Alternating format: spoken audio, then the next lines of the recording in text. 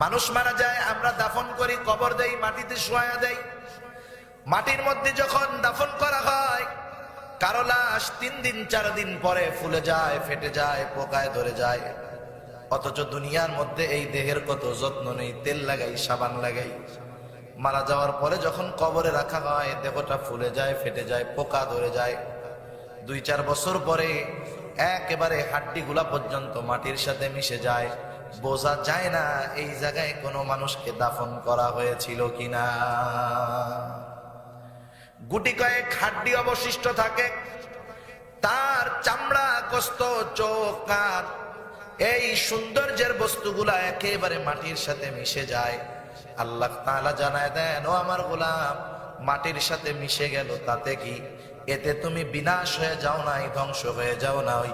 ওয়া মিনহা নুখরিজুকুম তারাতান উখরা, আমি আল্লাহ আবার তোমাদেরকে এই মাটির মধ্য থেকেই বের করব। সুবহানাল্লাহ।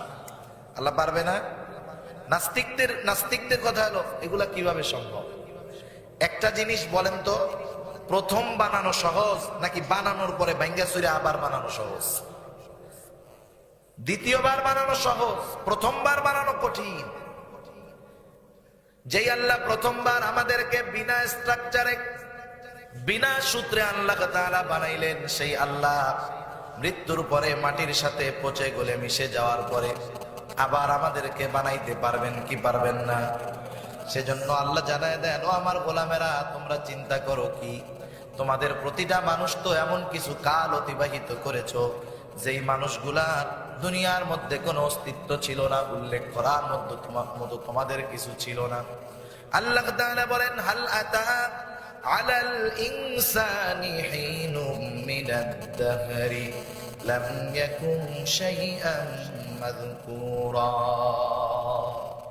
প্রতিটা মানুষই তো আমরা এমন কিছু কাল অতিবাহিত করেছি, সুদীর্ঘ কাল অতিবাহিত করেছি, উল্লেখ করার কিছুই ছিল না আমাদের। আজকে যেই বংশ পরিচয়, আজকে যেই গর্ব, আজকে যেই সম্পদ, আজকে যেই মোহাব্বত, আজকে যেই পরিবার, যেই লোকটার 60 বছর 62 বছর আগে অস্তিত্ব ছিল কোনো তার? আজকে বাবা যেই 3 বছরের সন্তানটার জন্য পাগল, 4 বছর আগে ওই সন্তানের কোনো অস্তিত্ব ছিল? কিছুই ছিল না। তাহলে আল্লাহ তাআলা অস্তিত্ববিহীন অবস্থা থেকে আমাদেরকে অস্তিত্ব দান করলেন। সেই আল্লাহর ধ্বংস করার পর, মৃত্যুর পর পুনরায় পুনরুজ্জীবিত করা, এটা কঠিন নয়, বরং প্রথমবারের চাইতে সহজ। এজন্য আল্লাহ তাআলা বলেন, নবী আপনি বলে দেন, কুল বালা ওয়া রাব্বি লাতুবআসুন্না সুম্মা লাতুনাব্বাউন্না বিমা আমিলতুম ওয়া যালিকা আলাল্লাহি ইয়াসীর। আল্লাহ তাআলা বলেন, নবী আপনি বলেন, কুল বালা ওয়া রাব্বি লাতুবআসুন, অবশ্যই আল্লাহ তাআলা তোমাদেরকে পুনরায় পুনরুত্থিত করবেন, পুনরুজ্জীবিত করবেন। শুধু তাই নয়, লাতুবআসুন্না সুম্মা লাতুনাব্বাউন্না বিমা আমিলতুম, এই যে 40 বছর, 50 বছর, 60 বছরের জিন্দেগি কি আমল করেছো, কি করেছো, এগুলার ব্যাপারেও তোমাদেরকে সংবাদ দেওয়া হবে। মনে করতেছো এটা কঠিন? আল্লাহ বলেন না, ওয়া যালিকা আলাল্লাহি ইয়াসীর। সুবহানাল্লাহ বলেন, এটা আল্লাহর জন্য অতীব সহজ, কোনো কঠিন নয়, সহজ ব্যাপার। সেজন্য আমাদেরকে দুনিয়া থেকে যেতে হবে, আবার আল্লাহর সামনে দাঁড়াতে হবে, এই চিন্তাটা মাথার মধ্যে রাখার দরকার। সেজন্য আল্লাহ বলেন, বান্দা এটা মনে করো না দুনিয়া তোমার শেষ, পুনরায় আমার কাছে তুমি ফিরে আসবা। কিন্তু এই মধ্যের 60-70 বছর তুমি কি করবা? আল্লাহ বলেন, ওয়ামা খালাকতুল জিন্না ওয়াল ইনসা ইল্লা লিয়াবুদুন। আল্লাহ তাআলা বলেন, আমি মানুষ এবং জিনকে সৃষ্টি করেছি আমি আল্লাহর দাসত্ব করার জন্য, আমি আল্লাহর ইবাদত করার জন্য, আমি আল্লাহর গোলামি করার জন্য আমি আল্লাহ সৃষ্টি করেছি। তাহলে দুনিয়ার মধ্যে আমাদের বংশীয় পরিচয়ে পার্থক্য থাকতে পারে, বিভিন্নতা থাকতে পারে, দলীয় পরিচয়ের মধ্যে পার্থক্য থাকতে পারে, চেহারা কালা ধলা অন্যরকম হতে পারে, সম্পদ কম বেশি হতে পারে, সম্মান কম বেশি হতে পারে, কিন্তু যে যেই অবস্থায় থাকুক না কেন, আমরা সবাই হলাম আল্লাহর গোলাম। গোলাম কার? জোরে বলেন, কার গোলাম? আল্লাহর গোলাম আমরা সবাই।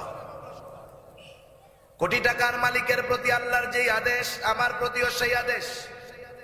আমিও আল্লাহর গোলাম, সেও আল্লাহর গোলাম। সেই জন্য দুনিয়ার মধ্যে কেউ যদি আল্লাহর গোলামি করে তার দাম কমে যায় না।